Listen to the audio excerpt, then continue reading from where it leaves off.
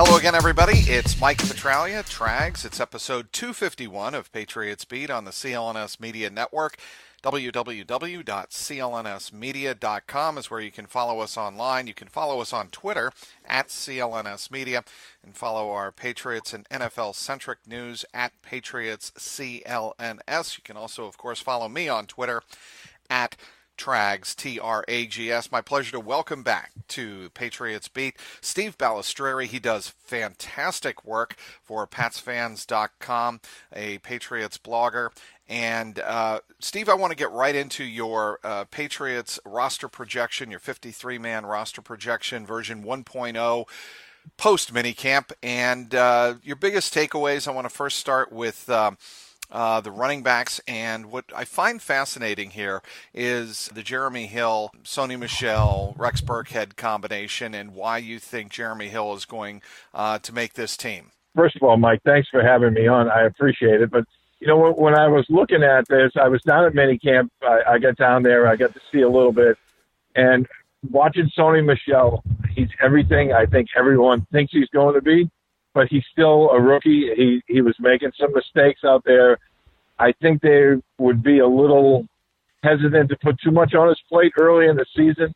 And that's why I see the opportunity for somebody, a veteran like Jeremy Hill, to carve out a role for himself on the roster, especially early in the season. I think Bill would probably, and Josh McDaniels, I'm sure, like ease Michel into this. I think he's going to be a dynamic playmaker. But I don't think we're going to see too much on his plate, at least early in the season. Of course, that could change, you know, once they hit training camp and everything starts to fall into place for them. So you have your 5 running backs are Sony Michel, not a surprise, obviously a first-round pick, Rex Burkhead, James White, Jeremy Hill, James Devlin. There are 2 running backs you do not have on that list, one of which is not really a surprise, Mike Gillislee. I think a lot of people figure right now he's on the outs. And the other is Brandon Bolden. Brandon Bolden's significant because he's been such a core special teamer for Bill Belichick. Yes, and as you know, my partner Tom Murphy, who we do a podcast with, you've been on our podcast many times. I have, and enjoyed it. Murph is a tremendous fan of Brandon Bolden. He's very mad at me right now because I left him off. But I think, you know, when I'm looking at this, you know, I think that they're going to have to make a decision. And if Sony Michel isn't ready for, you know, a yeoman's amount of work, that would open the door, I think, for Hill. It will close the door for a guy like Brandon Bolden, who's been so valuable on special teams. But again, I think they're going to have to make some really difficult decisions across the board, and I think Bolden will be one of them. And I think Sony Michel is going to be a fantastic pass receiver, and I think he's going to be really crucial to the offense, assuming he can pick everything up. That is, you know, that should not be taken for granted because some rookies with tremendous amounts of skill come in and don't pick up the system, don't pick up what Josh McDaniels wants them to do right out of the chute, and the multiple responsibilities on different routes and whatnot, and it doesn't work out like you think it would. But with Sony Michel, with Julian Edelman potentially missing the first 4 games with the PED suspension, Sony Michel's role as a rookie could be huge, considering he could be a pass receiver out of the backfield along with James White. Absolutely. And you know, watching him, I was very impressed down there. He has really good hands. He runs smooth routes. I thought he was very smooth coming out of the backfield. He looks like he's going to be a dynamic playmaker in this offense. To me, it's just, you know, I think he's going to be all of those things. It's just a question of, can he pick it up in time? And that's the only question when it comes to his ability. How did Tom Brady look with him? I mean, did he get a lot of reps with Tom Brady in the 3 days of the mandatory minicamp? Yeah, he did. He was out there quite a bit, and, you know, they mixed it up. They were handing the ball off. They were also throwing it to him quite a bit out of the backfield. And, of course, that's what minicamp is. It's more of a passing camp. Right. But I thought, you know, he got quite a few reps with Tom Brady, at least when I was down there. And, you know, that's the thing you look for, and you look for that level of comfort, not only with him, but with Tom Brady. and throwing the ball to him. And I didn't see anything that would alarm me at this early point of the game. Okay, let's move on to the wide receivers. You have 6 being kept. And what I'm very surprised at by this is there's no room for Braxton Berrios. Right. Go ahead. I'm sorry. So you've got Chris Hogan, Jordan Matthews, really no surprises there. Cordell Patterson, he's a kick return, one of the best kick returners in football. I don't think that's a surprise. You have Kenny Britt, Matthew Slater, Malcolm Mitchell, of course, Julian Edelman suspended, so he won't count towards the 6 at least to start the season. And as you mentioned, this gives at least one Patriots wide receiver at least a month's reprieve. And in this case, you think it's Malcolm Mitchell who gets that month's reprieve. Right. And, with Mitchell, I mean, he missed virtually all of the spring. And to me, that was like a big red flag. But then I read later on that, they were taking the cautious approach with him. So that may be a good sign that he's going to be ready for training camp. But, he missed all of last season. He's had injury problems dating back to college. If he is not going to be an everyday participant down there, I could conceivably see the Patriots cutting their ties with him as good as he was as a rookie. I mean, we all know that injuries are that big equalizer, and that might crack the door open for a guy like Braxton Berrios or even Riley McCarron, who looked pretty good. He wasn't great, but he looked pretty good, and he obviously, after being on the practice squad last year, he has a nice level of comfort in this offense, and he was the number 2 kick returner as well as the number 2 punt returner during minicamp, which, again, that could change once training camp starts, but that's usually a good sign for a guy. Talking with Steve Balestrieri of PatsFans.com. Steve, a couple of weeks ago spoke with Jeff Howe of The Athletic. Last week, Ryan Hannibal of WEEI.com. And, Steve, they both said that Cordell Patterson has a lot of work to do in terms of his route running. What did you see from Cordell Patterson in terms of his ability to contribute in the passing game? Well, the one thing that stood out to me was they were trying to get him involved a lot, especially with Tom Brady. He was getting a lot of reps with Tom Brady, and, I assumed we'd see, the quick slants, the quick outs, the kind of gadget plays that he's been known for, but they didn't really do that, at least when we were down there. They were trying to get him involved in the regular offense, and Tom Brady went to him quite a bit. He still has a way to go, obviously. But, I think he's pretty much of a lock right now because of his kick returning ability. And I think they're definitely on board with him, and they're trying to get him that level of comfort. Training camp will be very interesting to watch, especially for him, Philip Dorsett, who actually I left off this roster for the time being, Kenny Britt. I mean, all of those guys, there's a lot of spots wide open for this wide receiver position, especially with Julian Edelman being. See, and that's to me what's fascinating. And there's going to be just so much focus on the wide receiver position, and for good reason, with Edelman's suspension thrown into the mix here, and with Danny Amendola gone to the Miami Dolphins.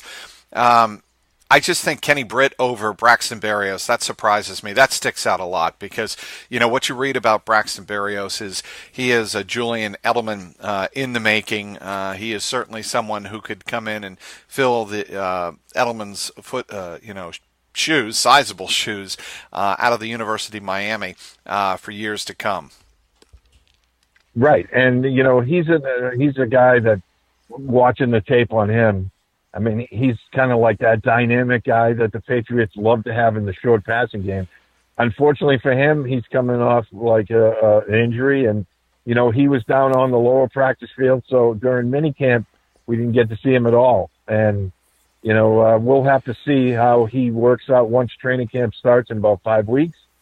But by everything we've seen and read about him, he's going to be one of those guys that we'll have to watch really, really closely. All right, let's move on to the offensive line. Who is your starting left tackle? Adrian Waddle to start the season? That's a great question. There's so many questions right now, and they're all because of injury. I mean, Trent Brown seems like he's going to be the guy. I think he probably will be if he's healthy and, come September. Marcus Cannon's coming off an injury. Isaiah Wynn is coming off an injury. I mean, they have so many guys who are dinged up right now. I think we'll probably see – I think it's going to be Trent Brown, and he's just a massive human being. I heard he was big, and then once you see him in person, it's amazing how big he really is. All those offensive linemen are large. They're large human beings, but he's a much larger than the average guy, I would say. I got to tell you, that that acquisition from the 49ers right before the draft in April, that went under the radar. That might be one of their bigger, more significant acquisitions of the offseason, literally and figuratively. Yeah, absolutely. And, if they keep winning at left guard, at least for the time being, and, that obviously doesn't bode well for the incumbents, but I think they'll be in pretty good shape because they'll have Wynn, Waddle. I'm sure Marcus Cannon will be back at some point, during the summer. Just right now, they're so banged up. It's going to be interesting to see who's there when the smoke clears. I had Cole Croston as one of their backups. But again, I mean, they have a lot of depth there of injuries at this point. Shaq Mason and David Andrews. David Andrews, the center, Shaq Mason, the right guard. I mean, those are the two anchors right now of that offensive line. And you would say Marcus Cannon at right tackle if he's healthy, right? Right. And then, Wynn and I think it'll be Trent Brown with I think Waddle will be your swing guy because he's shown he can handle that position and he's good at it, and I think they'll keep him around for that, and I'm sure we'll see him start at least one or two games. He seems to always do that. Speaking with Steve Balestrieri of PatsFans.com. Everybody, I want to tell you about a new wellness brand for men. It's called Hims, for Hims.com specifically. 66% of men lose their hair by the age of 35. Thing is, when you start to notice hair loss, it's too late. It's easier to keep the hair you have than to replace the hair you have lost. Is that hairline slowly starting to move backwards? Any bald spots yet? How will you feel a year from now if it's, business as usual up top? Here's a solution for Hims.com. It's a one-stop shop for hair loss, skincare, and sexual wellness for men. Thanks to science, baldness can now be optional. Hims connects you with real doctors and medical-grade solutions to treat hair loss. There's well-known generic equivalents to name-brand prescriptions to help you keep your hair.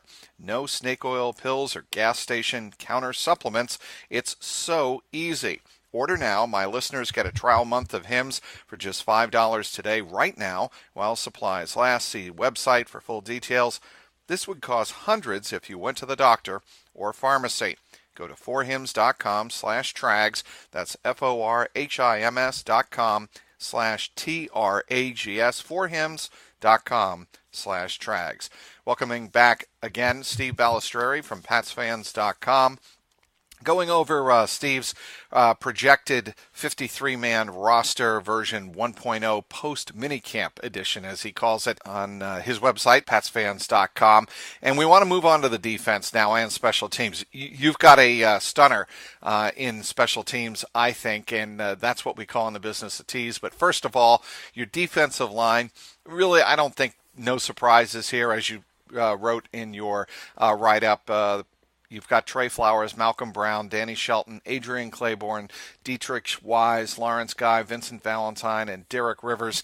That's, I think, one of the real stabilities of this defensive unit is their defensive line in terms of depth. Yeah, and I totally agree with that. And, that was a position they struggled with last year because of injuries. And this year, they're getting a lot of guys back. I think, they still have the option of moving Dante Hightower around at times. I wouldn't be surprised to see him up on the line. But I think their depth is a lot better. Adrian Claiborne will be a big addition. Trey Flowers has been an under-the-radar, really solid player for them. I thought Dietrich Wise had a really good rookie year, and now they're getting Rivers back, who was their top pick a year ago. So I think the future for these guys, depending if they stay healthy, is really good this year. So you've got two organizational pass rushers, I would call them. That's Trey Flowers and Dietrich Wise, guys who were in the organization who proved that they could get to the quarterback.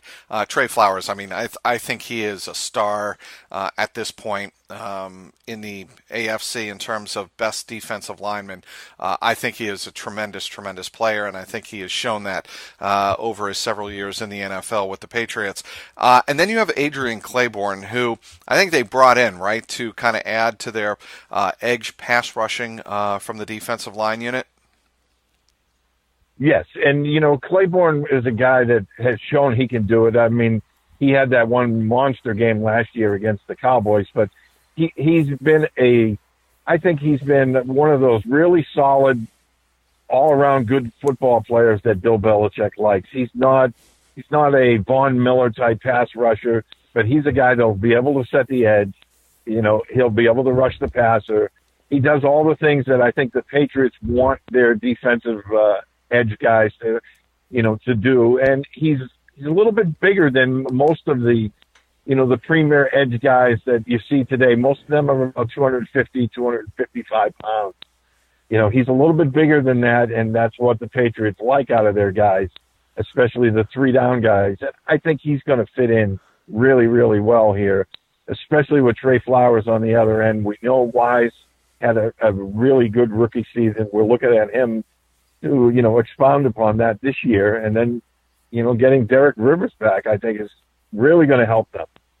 Okay, you have 7 linebackers, and you're putting Brandon King in that linebacking group. Bit of a surprise there, or is he one of those modified linebackers, as hybrid linebackers who can also play safety that you just had no place for him in the secondary, so you threw him in the linebacking core? Yeah, because, with Brandon King, he's kind of like one of those tweeners that Bill Belichick likes, that the safety hybrid linebacker role. And, when we've been down there, one of the things I've noticed is King practices a lot with the linebacking core. So I put him in the linebacking core, but to me, he's really a special team guy first and a defensive player second.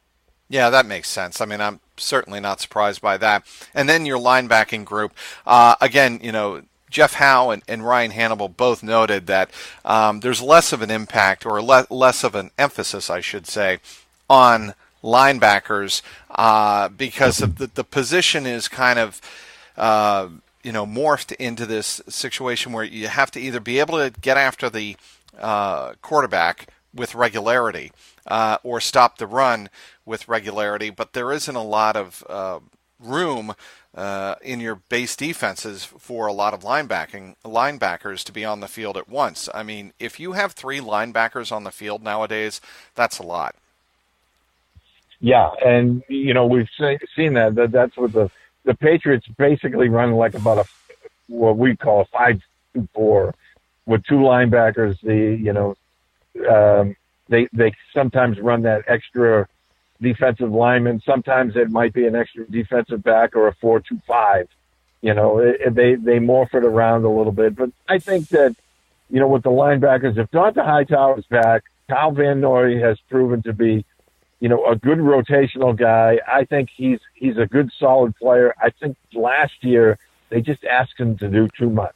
And if Hightower can stay healthy this year, I think the addition of Christian Sam, Juwan Bentley, I think Harvey Lange's going to make an impact to a degree this year. That was one of the surprises on my selection, where I had him bumping Landon Roberts off the roster. Why? Just because you like his athleticism a little bit more? I mean, Landon Roberts is kind of a missile. Right. And but, I think he proved to be a little bit of a liability in coverage. And I think Lange gives them a little bit more in that. And I think he's a little bit more versatile, because they can, if in a pinch, they can put him on the edge as well. They can move him around a little bit. He can play on the outside. I think he's better inside as an inside linebacker, but I think he's a little more athletic.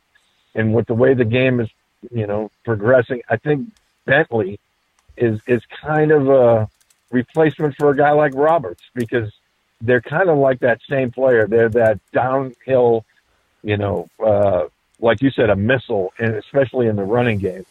And I think the way when they drafted Bentley, to me, that was a statement that they weren't really happy with what they had in Roberts. Well, I want to ask you about Lange. So all the reports are that you hear that Lange is fully recovered from that very scary automobile accident down outside Foxborough last fall, involving his wife as well. Yeah, him and his wife were really seriously injured. They had to cut them out of the jaws of life, and that, one of the things that I heard him say after one of the minicamp sessions was that he had never had a surgery related to football.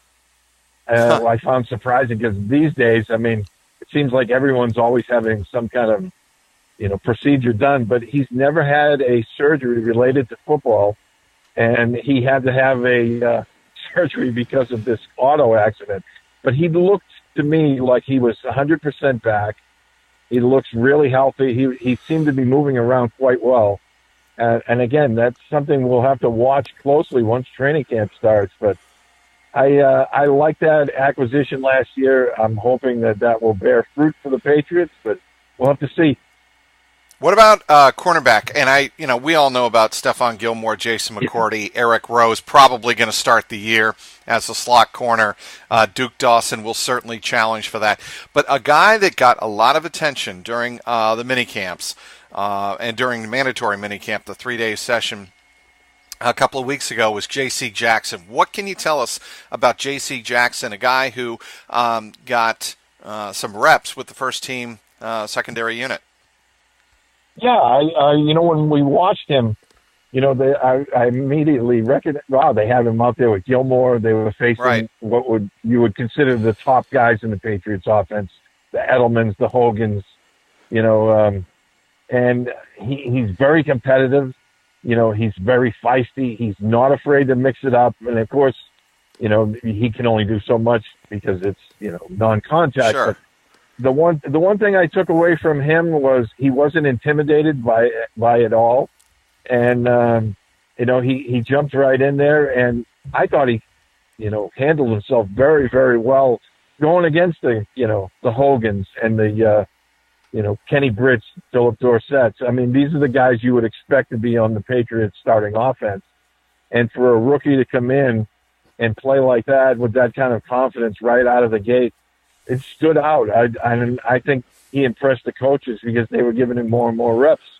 So to me, that's a great sign. If you can bring in a guy like that, you already have what you consider to be, your top 2 or 3 corners. It can only help, especially with Jonathan Jones and Cyrus Jones, who we still don't know what they're going to get out of him being injured. Yeah, it's hard to believe. Cyrus Jones, you have him projected as starting the season on PUP, correct? Yes. Both Joneses starting the season on PUP. So where do you know Jonathan Jones stands right now in terms of why you would still have him on PUP? Well, he didn't partake in any of the mini camp. He was down. That's a good sign. We did notice he was down there with the guys on the lower field working out with the training staff. So I'm assuming that he's not all the way back yet. And, from what limited we could see down on the lower field, it looked like he was just partaking in some light running. So he's probably not all the way back yet. Could be totally wrong on that. We'll have to see. But those Achilles injuries are, they're... Can be tricky. They can take a long time to get all the way back from. Safety, there's no surprises here, so I'm going to kind of gloss over it. You have Devin McCourty, Patrick Chung, Deron Harmon, and Nate Ebner. So you have 10 defensive backs making the roster. And again, you have a Brandon King, a special teamer, essentially included with the linebacking core. Want to move on to specialists.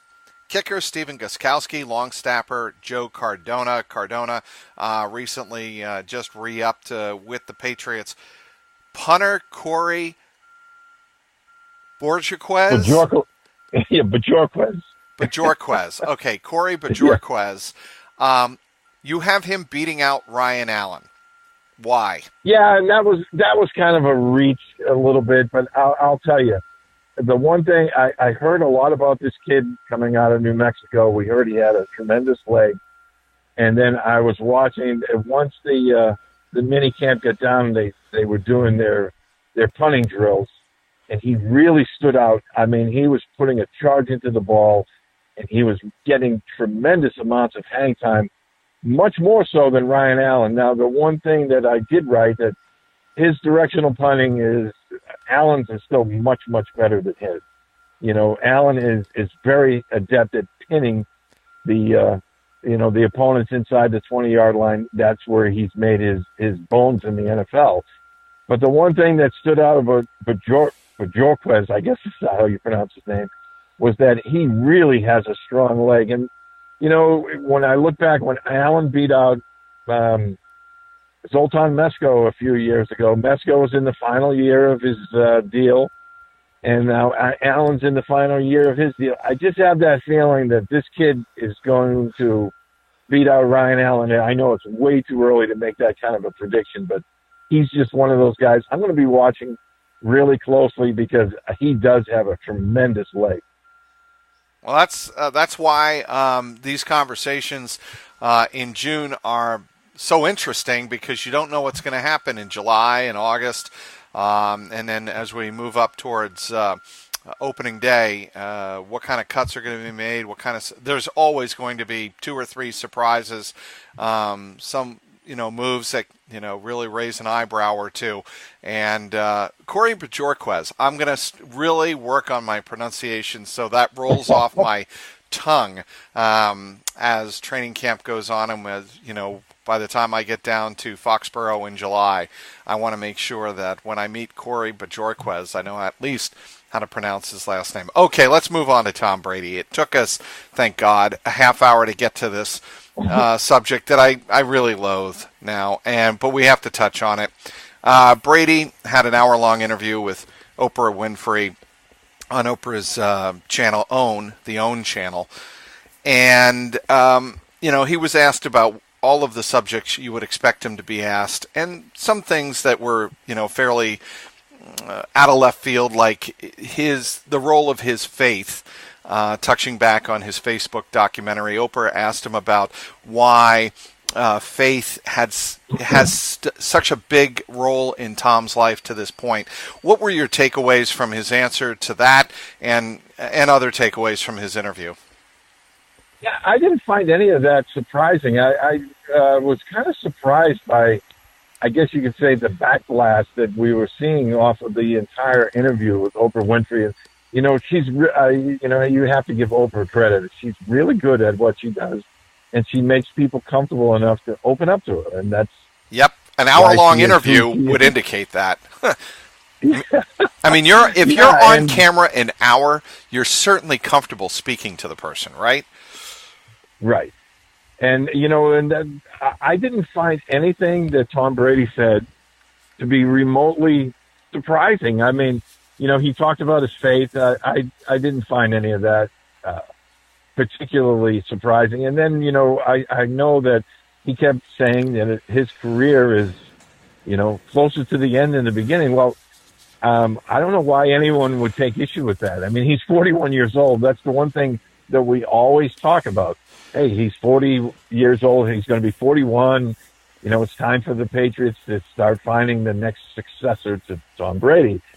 And for him to admit that, to me, isn't. To me, it was, he was facing reality. He's not living in a dream world where he's saying, "I'm going to play for 10 more years." I just felt like it was a very, very good interview. I liked how, and I'm not a big Oprah Winfrey fan, but I thought she handled that extremely well, and she got a lot of great answers out. Well, I will say this, and I know Tommy Curran wrote this for NBC Sports Boston, and I agree with him.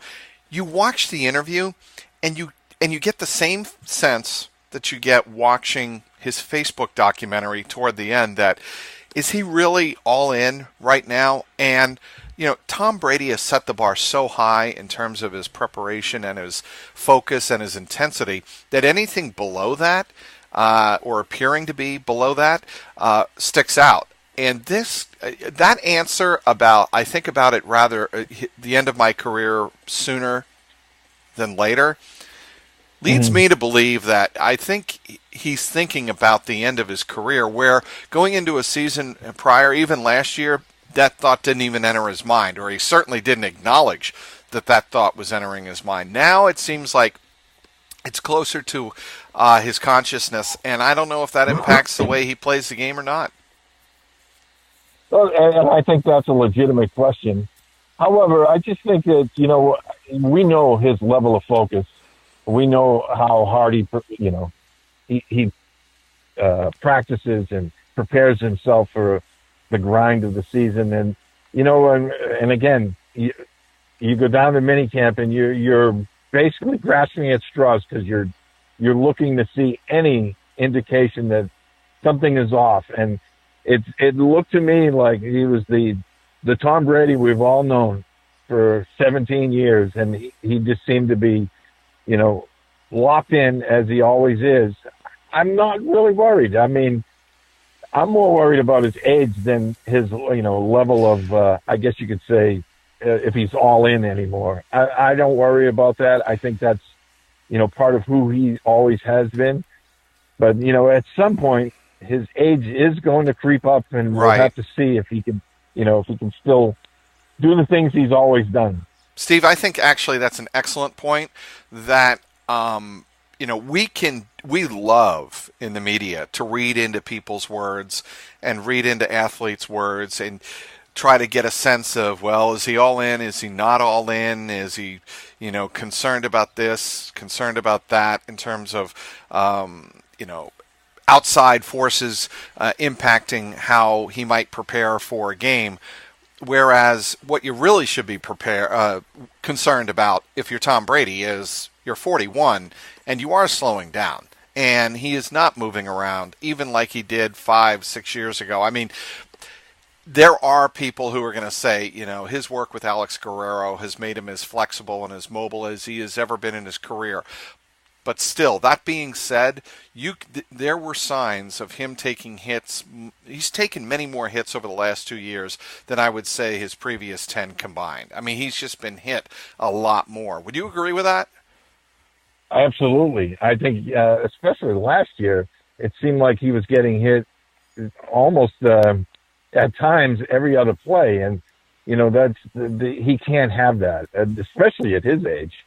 I mean, we all know the NFL is a pretty brutal game, and the average lifespan of a player isn't very long. And for a guy 41 to take the abuse he has physically, it boggles the imagination. But yeah, I think, when you look at that, that has to be a concern moving forward. And when you look at what the Patriots did, they tried to bolster that offensive line for him this spring to address that. All right, we want to wrap it up here, Steve. I want to let you tell people how they can follow you on Twitter, how they might be able to get in touch with you via email, and you have your own podcast. I want you to talk about it here. Right, and once again, Trags, thanks for having me. I love talking football with you, either on the phone or down in Gillette when we get to do that together. You Likewise. Can find me on Twitter at SteveB7SFG. I write for PatsFans.com. We do a podcast there called Patriots 4th and 2. And as you also know, I do another podcast with Thomas Murphy. And Murph and I do One Patriot Place. So we would love to have you back on again real soon. Especially with training camp right around the corner, it's always a fun time of the year. Most definitely, Steve. You can count on that. Thanks again, everybody, for downloading today's Patriots Beat.